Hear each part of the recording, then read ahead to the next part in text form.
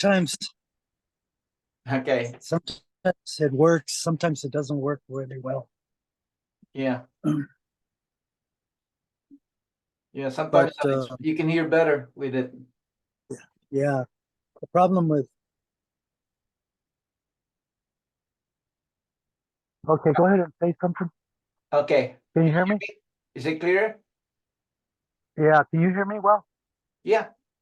You're good. Okay, good. All right. Yeah, 'cause I Okay. can hear you better. All right. We're doing part 2 of my interview with Juan Bocanegra. Okay.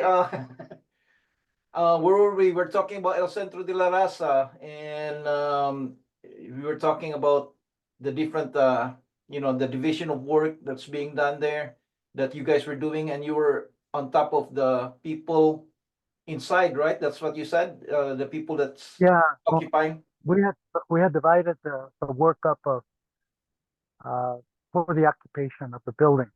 Uh-huh. And so, we had decided that it was better to negotiate with them separately, Right. the different entities, rather than to try and just negotiate like with the mayor's office or with the city council by itself. We Uh-huh. were meeting with almost every one of those elements, and I like I said, I was in charge of the occupation itself, but for the entrance. So Right. what we had agreed with the school district is that someone would be up at the school to look at the school, to see if it was, we're thinking about renting it, and we'd like to look at it. And so they said, okay, just a regular routine uh, seeing or sighting of the place. So 7 o'clock in the morning, we drive up there, and everybody stays low. We drove up at 6 in the morning, and everybody went in their cars from the school itself, from the Chicano ESL program, and folks stayed down in the bottom. And it's at 7 o'clock, the representative from the janitorial services came over and unlocked the door. They had a big old padlock on it. And so, he unlocked it and told me, he says, I've got to leave. I can't wait to give you guys the tour, but you guys can look around and just lock the padlock up and return the key back to the school district when you finish. He said, sure, of course, great. And I said, I'll lock it up right as soon as we leave. Unfortunately, I'd never locked it up. Um, so the guy left, and as he was leaving, walking down from the front of the Centro, I whistled out to the rest of the folks that were in the car to come up, and they all started getting out of the cars and walking up. And as soon as we opened up the Centro, they went in, started cleaning up the place. Somebody had started trying to set up a fire in there somehow. The building was unoccupied, and so it was dirty. It was pretty messy and a lot of garbage inside the hallways. So we cleared all that up. The students went up to the very corner of the northwest side of the building, opened up one of the classrooms, set up a classroom, and started classes.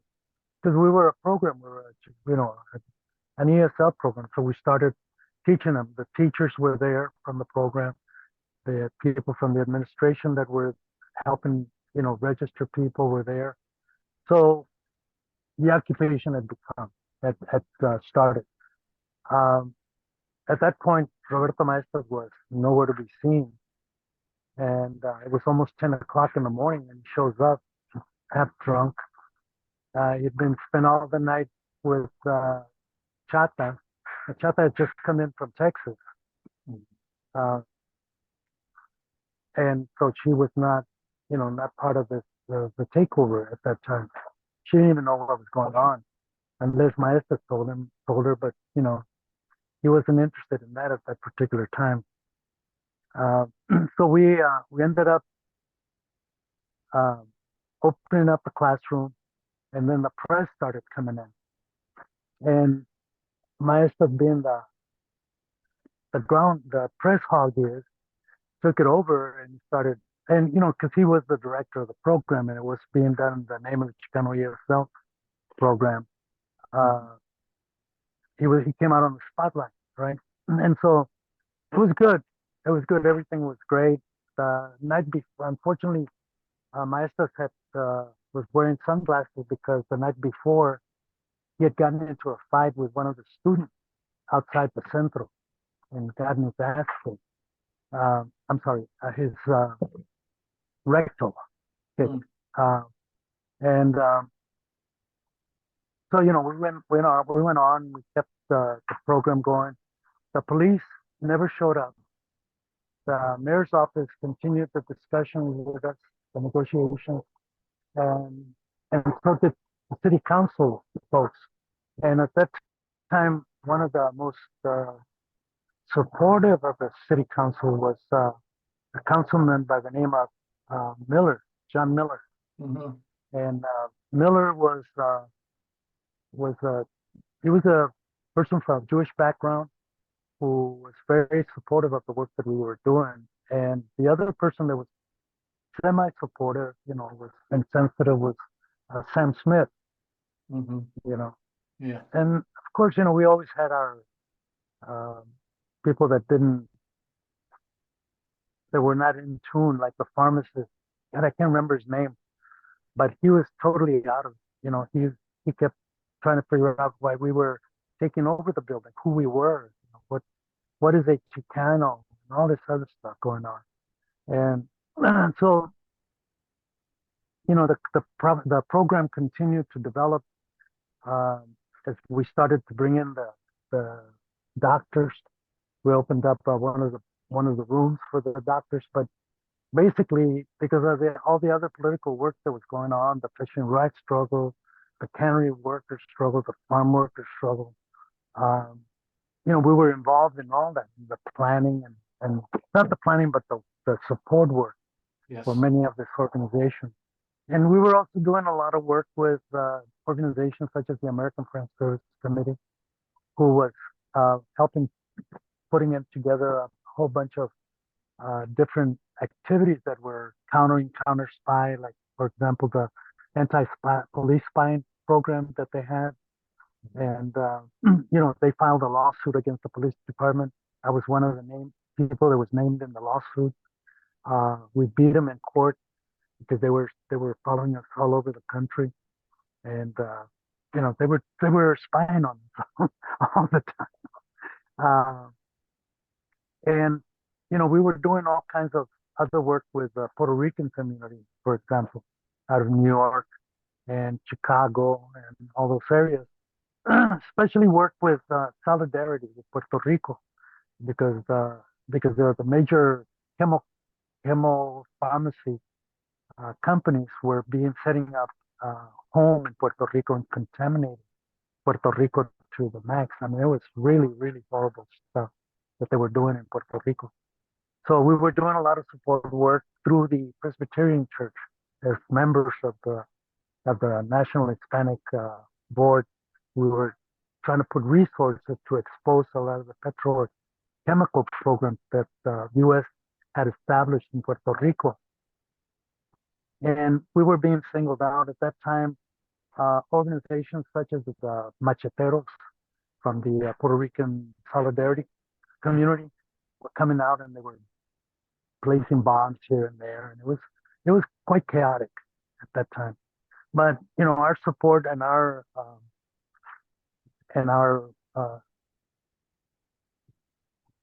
love was for the Puerto Rican community.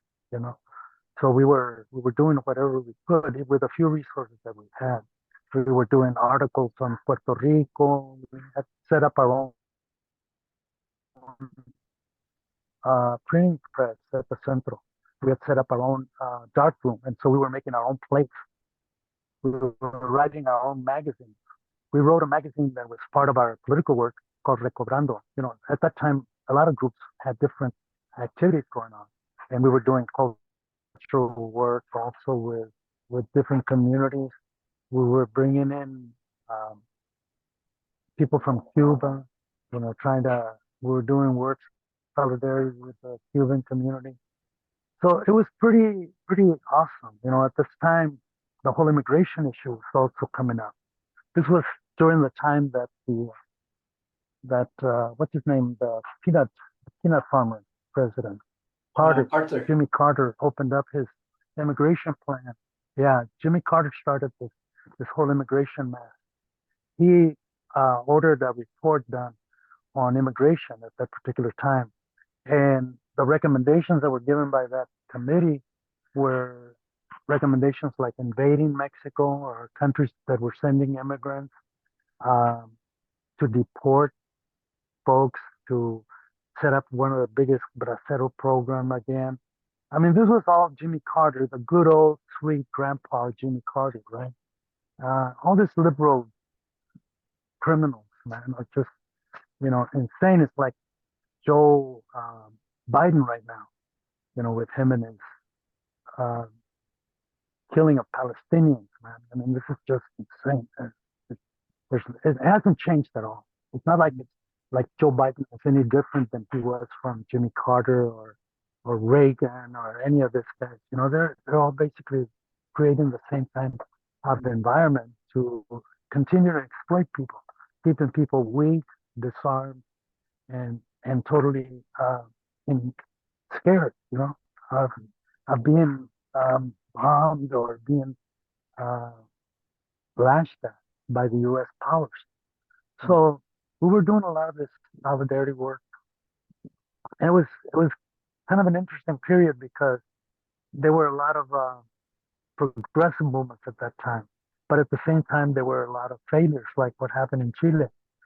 With the Chileans leaving out of Chile, with over 1 million Guatemaltecos leaving out of Guatemala, and the number of people who were murdered out of El Salvador, and Honduras, and all this Central American countries and South American countries, like in Colombia with FARC, with Fuerzas Armadas Revolucionarias, uh, all these groups that were out there trying to change conditions that people were living, were being confronted by the open military aggressiveness of the United States, like in Nicaragua, with the Contras. Mm-hmm.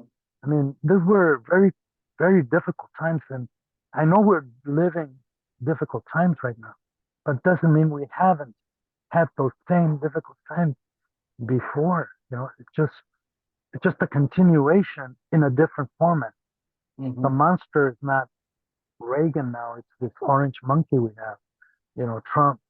Uh, but there's always some kind of monster running around when it comes to capitalism. So we had developed all this great relationships. And I think for the first time, um, there was massive uprisings like Wounded Knee. They held back the U.S. Army in Wounded Knee. Right. The fall of Vietnam never occurred the way they wanted, and in fact, it was the United States that failed. So all these things that were going around the world and in our communities, there were major changes, but a lot of the political work needed to continue to be implemented, and that was one of the things that stopped. Once resources were brought in, the only focus was on the resource, right? Um, so it the actual political work, the creation of a Centro, I completely forgot one section that we had left out in terms of the takeover of Centro, and this was the daycare, which is called Jose Marti, because I recommended the name Jose Marti. Jose Marti was a Cuban revolutionary who wrote he wrote a book called The Little Red Hen for Children. And so, I felt it was very appropriate that we name it in the name of a person who cared about children, right? Right. And so it became a really important part of the whole program, and it's because of Jose Marti that we were able to carry out a lot of our other political support because Jose Marti was supporting the rest of the program.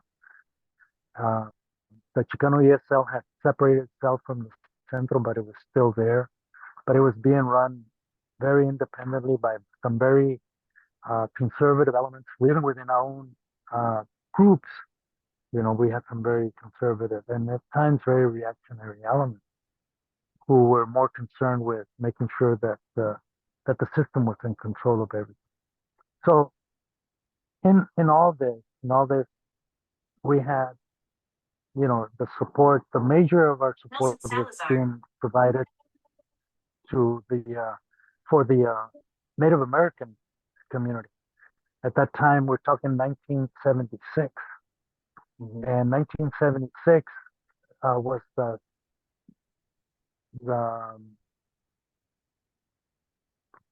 1776. You know, Right. the The 20, 1976, 200 years. Yeah. yeah. So we ended up following the trail back to Washington D.C. because they did a train, a wagon train from Washington D.C. to the West Coast in commemoration of that period. So we followed the train back to Washington D.C. and on the way we were, you know, while we were still holding on to the Centro. The Centro, we had already won the support of the city. They had rented us the building for $1 a year for 50 years. And, you know, the, so we were looking for resources to develop the building so we could put more programs, put more support after. We brought in employment programs like employment security. We put in a food bank. We had the daycare. We had the beginnings and what was left of the clinic at that time.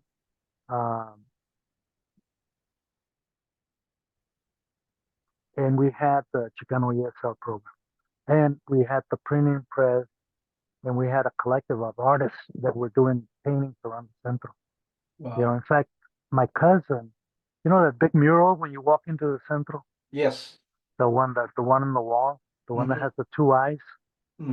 That one was painted by my cousin of mine by the name of Danny DeSiga, who who passed away around 4 years ago, New Mexico. But that was one of the paintings that was being done during the takeover. Then he just came in one day and started looking at it and did the whole, you know, out of his own support that he wanted to do. So him and Leonard Peltier used to spend a lot of evenings talking to each other there because Leonard was running the American Indian Movement House at that point, 1976, and you know, so a lot of our resources were being placed in support, and we were doing very little to work in our own community, you know, and so this was kind of bringing in a lot of friction about, you know, where we put our resources into. And, you know, of course, you you can't you can't do that. You gotta put your resources wherever you can and do as much as you can wherever you can. And we didn't have very much to do of that kind of supported services. You know, things that would be um, helpful, most mainly just people. You know, we would organize folks, help people, and help with the marches with the Native American community. So with the Puerto Ricans, you know, we would support them in other activities, rallies, demonstrations, support of the Asian community. I mean, it was just it was a lot of political activity going on. Unlike today, it's a little different, very different. You know, I mean, there's a lot of support work being done, but I don't think it's the kind of support work that we used to do before because a lot of our communities are now caught up in this multi-million-dollar operations, which were used. They're not the mom and pop operations anymore. Right. You know, I mean, the Centro now has skating ring and all this other crap up in the south end of Seattle. And, it's not clear about what it's actually going to be doing, what its goals are. I mean, it's mostly like a free for all at this juncture. You know, sure, skating rink for kids, as much as you can do. But what's more important is that we need to develop our youth to be politically active. Mhm. They understand the politics, not the skating. I mean, the skating is good, but we need to put our resources into making sure that folks understand who the real enemy is. It's very confusing nowadays, Mhm. and we don't do enough political education to help our future uh, to gain the kind of consciousness that we need in order to move this world forward. You know, Who came up with the name El Santo de la Raza? Who came up with that? Did you came up with that, you know. or Roberto Maestas? Well, the name of Centro de la Raza. Um, there was something that was going on around the country, and I don't remember who recommended the name of Centro, but you know, the names that I recommended Mhm. were like we had a library, and I named it Resistencia Bookstore.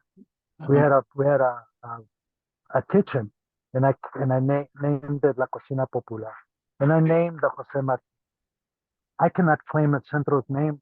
Okay. I might have, I could have because we were not.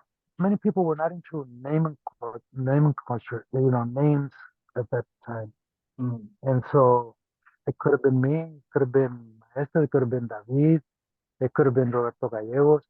The thing about it is that there were a lot of Centro de las Razas being developed around the country at the Oh, same okay. time. Okay. Yeah, and there was we had the Crusade for Justice, which had their own center, the People Center in Mhm. Denver. We had centers in California from Sacramento down to San Diego that were being developed and named as Centro de la. Yeah, there Mhm. was a lot of confusion at that time also because there was I don't know if you've seen the book 500 Years of Chicano Mexican Resistance and Chicano Resistance. No, I It's called haven't. 500 Years. Okay. It's a book by a Chicana by the name of Lolita Gutierrez, something like that. She started a movement out of in New Mexico, and they took over a school No. Wow. down there, and that's where we got the idea of taking over the Centro from this particular example of Chicanos taking over stuff down there. So we were not the only group Yes. doing takeovers. There were a whole bunch all Yes. over the country doing all kinds but you never heard of them. The press was very limited, just kind of like today. You Uh-huh. know, we didn't have the kind of media resources that we had then, that we have now. But like this YouTube thing, it's amazing. I mean, you can get all kinds of messages, people given, but you gotta, what you're doing. You gotta put in a lot of time. How long you been doing this? Oh, you talking about making videos or No, no. How long have you been doing these videos? uh His, a little bit over a year. A little oh bit over a wow. year. I started March of 2023. So I had my first year anniversary last March. And Oh, good, good. yeah, I interviewed Cindy Domingo, a couple of big people in the Philippines. I don't know if you heard of him, Chel Diokno. He ran for senator in the Philippines, and I interviewed the mayor of this city in the Philippines. So and it's really interesting. I got a list of people I want to interview. I'm gonna interview David Della. I'm gonna interview my brother. Actually, I talked to him yesterday. I told him, that we were in touch, and he said hi to you. Said also, so yeah. That's So great.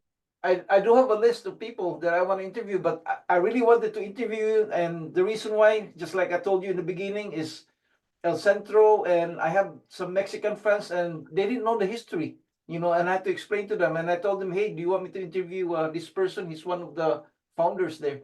They said, yeah, can you do that? Can you do that? So Yeah. that's what I'm doing. So Well, with this video, you, it's gonna, you know, because I'm really into there's history. I another, like history, and I wanna get your story, before knock on wood, we're getting old, something might, we might pass yeah, we away. are, Everybody, I mean, Roberto Maestos is gone, Roberto Gallegos is gone. You know what I'm saying? Everybody passed away, and yeah. I wanna record your story before something knock on wood happens to you.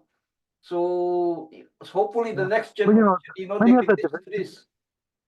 Yeah, and then they can hear the story from basically from your mouth, not from the books or whatever, but from you, and it's an amazing story. yeah. So I really want to get it down. So thank you I really appreciate you taking your time, and talking, because No, no, yeah. I, no, no, I mean, but this communications information is good. One of the things that, because when I think people are always interested in what created the division. Why did I leave? Why did the Centro continue? Why was there so much animosity between me and Maestas? Mhm, And it wasn't between me and the Centro. It was basically some political differences that were very concrete. I had an opportunity to go to Cuba in 1976, and I took 4 kids to um, to the Vencermitos.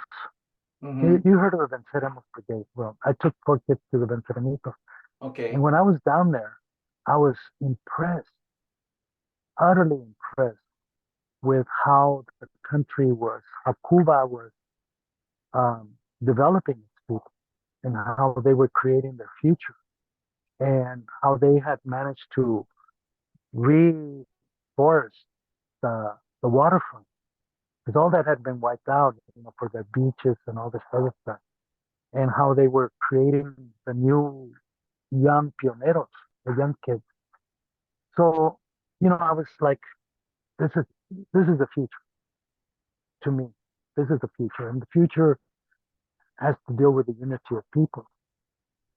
Mhm, So when I came back, I was like, I was really impressed with what the Cubanos had been able to do so far, in spite of all the threats, in spite of all the fear that they kept putting on them. And so when I got back, I started talking to people about creating a union inside the Centro. And people were saying, why? I said, well, it seems to me that that's the best method of democracy for us internally. Well, you know, and Roberto Gallegos asked me, no, Maestras asked me, he says, well, why don't you trust us? Because leadership, right? And I said, hell no, man. I don't trust you. I don't even trust myself. That's why we need a union. You know? And so he got really pissed because I not only made the comment, but I started creating the union inside the Centro.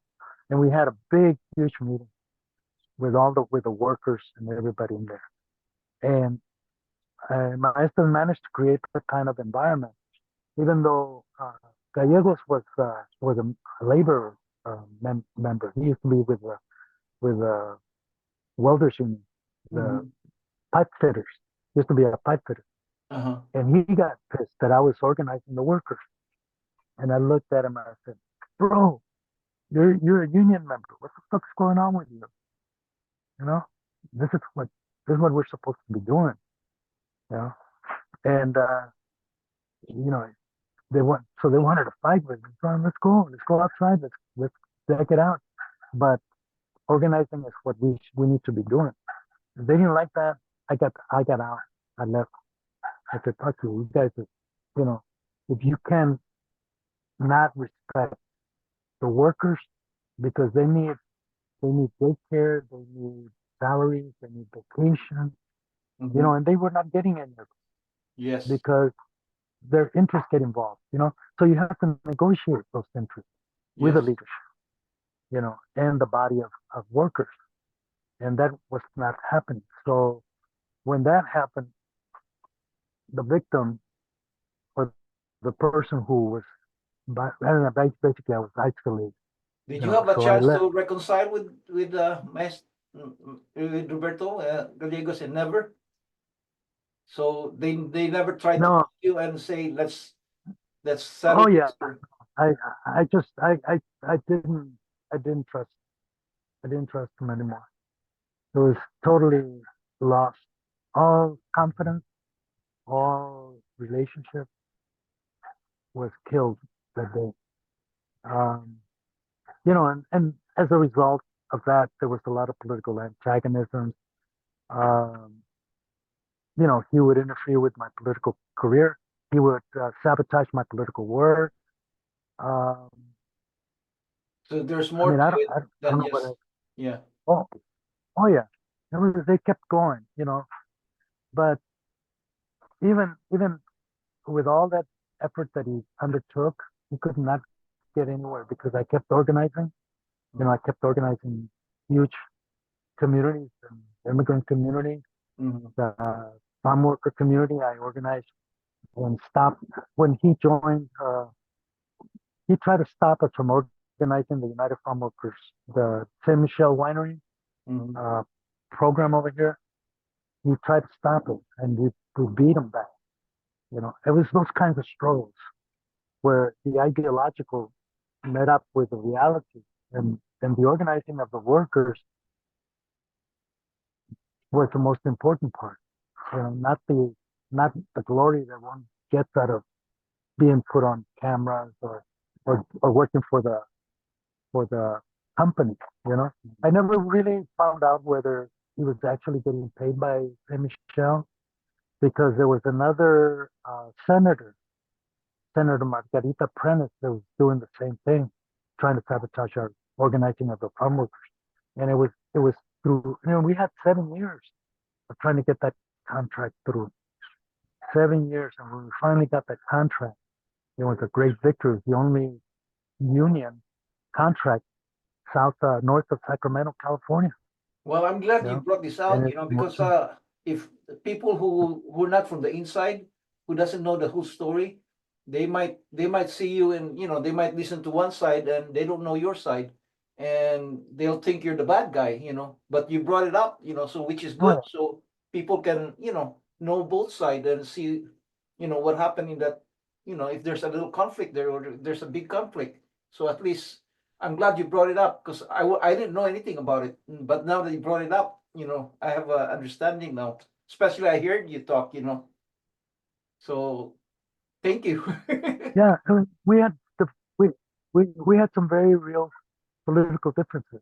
Right. You know, concrete. You know, I believe in organizing the masses, and that's in order to change this, we have to organize.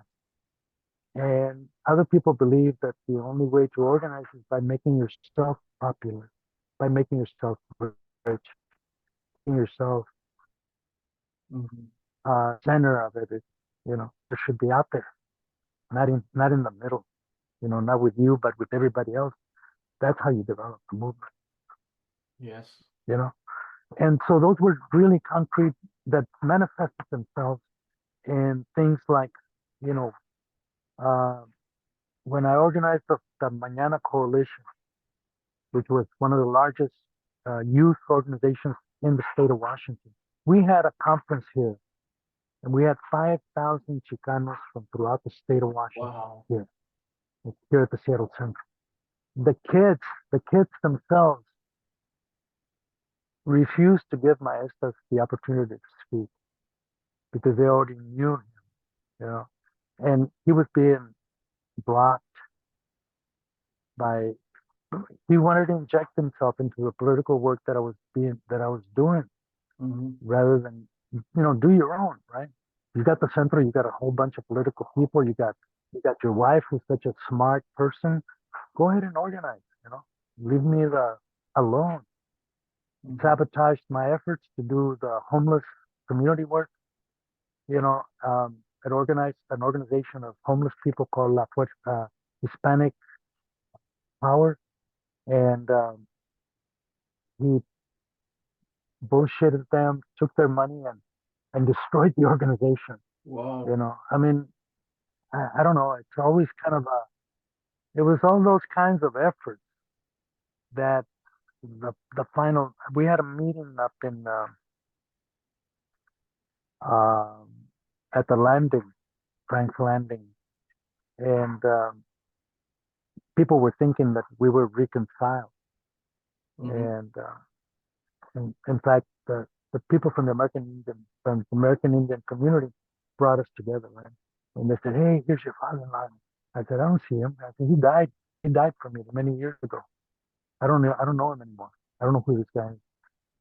The guy that used to be him is dead." And so forget it. And I walked out. Yeah. I mean, those are kinds of things that continue to happen throughout the years. Mhm. Um, we would have meetings around immigration. He would show up. People wouldn't pay attention to him. You know, try to inject themselves. Why? I never went to any of their fucking meetings at the Centro. I couldn't care less what they were doing. You know, Mhm. they still can't organize. You know, they all they do is organize parties and little fiestas and stuff like that. I mean, organize struggle, organize a movement, organize people to fight, and then you can tell me, you know, are we doing the right thing? You know, because doing parties, like Tyrese say, we spend more time partying than we do fighting, than we do in the struggle. And I firmly believe that. You know, we spend a lot of time, you know, congratulating each other about, well, motherfuckers are just wiping us out. Mhm. Wow. Yeah. What an amazing story. I didn't know this part of the story, so thank you for bringing it up. Yeah. No, Yeah, yeah. there's been a lot of,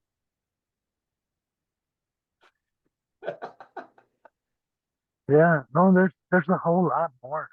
You Yeah, know, that's just the top, yeah, top issues. You know, yeah. I mean, the state of Washington is really, it's been an amazing state. You know, I mean, for a lot of stuff that's going around the country, I think Washington was at that point was at the head of the movement in Mhm. terms of third world coalition building. Right. Um, you know, and the coalition building we can attribute to Tyree. Yeah, Tyree Tyree Scott Scott. was the one that started that. Yes. You know, he was. Yeah. Hmm. Actually, I met Tyree Scott at And El Centro because he used to go there, and then they used to have a like a general meeting, and then people would mhm. give him ideas or give their opinion, and he would just sit down and listen. That's all he did. He wasn't. He would listen to everybody. Everybody would got their own opinions, and he would listen to everybody. He was amazing. Hello, you're Yeah. breaking out Can you hear me? a little bit, yeah, but you were breaking out a lot. Oh, okay. Go Yeah. ahead. So yeah, I the first time I met Tyree Scott was over at El Centro. You know, every time he would be there, the people would come up and tell him their opinions, and he would just listen. He would just sit down and listen to everybody and give everybody a chance to talk, and I was amazed by that, because he's a very good listener, and he would think of what people were saying, and then he'll do whatever he needs to do, from based on what everybody was And saying. he was very eloquent. You know, I remember that. Yeah, you're Yeah, right. He was quite a character. Tyree was quite a character. yeah. But I was very young back then, No, when 1973, I was only a teenager that time. And you didn't know me because you were older, but I would see you guys. I would see Roberto Maestas, I would see you, so I knew who you were. But I was one of the young dudes, I was like 15 years old, you know, but I was, oh, yeah, so I was pretty young. I was a yeah, you teenager were in back there. then. Yeah. But I was there. I still remember you guys,